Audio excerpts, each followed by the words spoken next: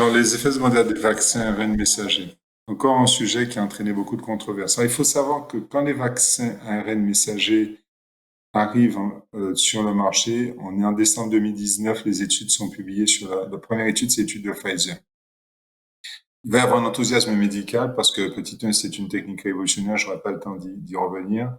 Et surtout, ce qui est le plus important, deux études vont sortir. La première de Pfizer, 20 000 patients randomisés, tirés au sort, traités par le vaccin, 20 000 personnes qui n'ont pas eu de vaccin. Dans le même temps, l'autre étude venant de Moderna fait à peu près avec la même taille d'effectifs, c'est-à-dire à peu près 15 000 malades tirés au sort dans le bras traités par le vaccin Moderna, 15 000 dans les bras traités placebo. Et ces deux études, qu'est-ce qu'elles vont montrer?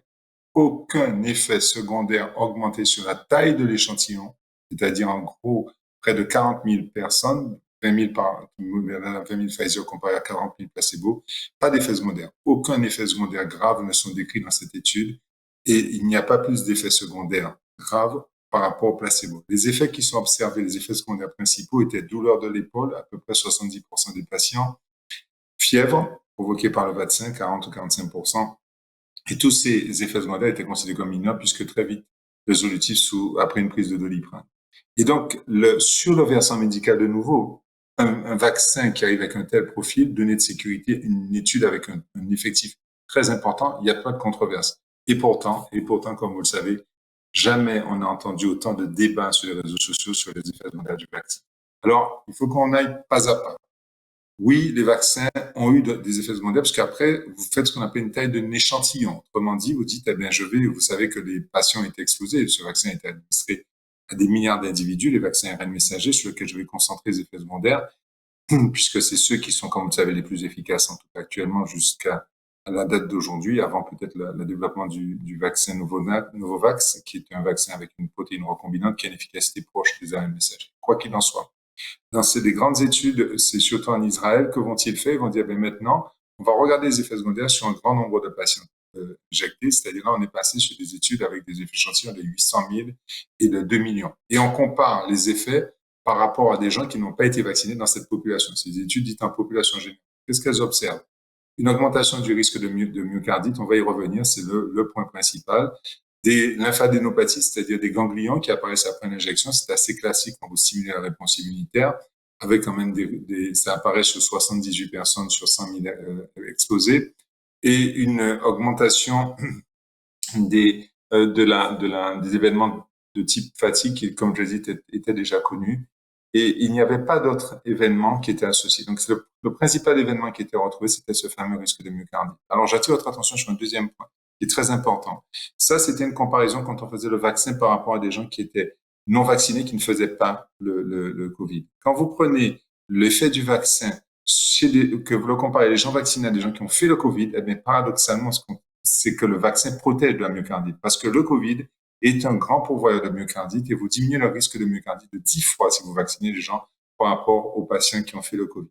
Donc, deuxième information, oui, ces vaccins sur un nombre élevé de patients, on observe des effets secondaires, mais qui sont des effets secondaires très rares. Et comme je viens de vous le dire, effets secondaires qui sont quand même moins fréquents. Autrement dit, si je suis vacciné, je préviens le risque de myocardite par rapport à des gens qui vont être exposés au Covid. Autrement dit, il vaut mieux avoir un vaccin que d'avoir le Covid, parce que c'est le Covid qui est associé avec des risques de myocardite plus importants. Maintenant, je vais finir spécifiquement sur le risque de myocardite. Qu'est-ce qui a été fait? Qu'en est-il de ce risque? 2 558 000 patients exposés au vaccin en Israël, car 54 cas de myocardite.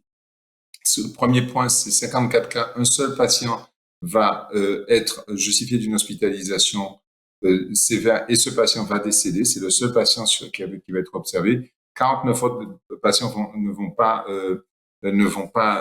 avoir d'événements très graves et vont pouvoir sortir assez rapidement de l'hôpital. D'ailleurs, près de la moitié d'entre eux ne rentreront pas.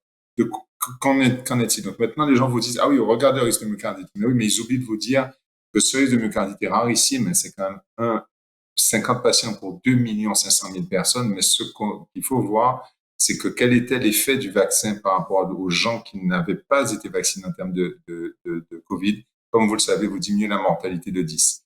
Donc, on est sur des effets qui sont rarissimes. Comme tout médicament, il y a toujours un risque. Le risque est très faible et le bénéfice en termes de mortalité était important. Une polémique qui n'était pas utile et vraiment des données qui maintenant nous permettent de nous rassurer. Dernier point, j'en finis sur ce risque de myocardite.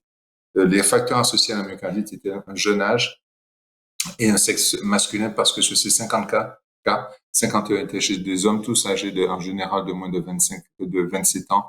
Donc, c'était les facteurs de risque observés.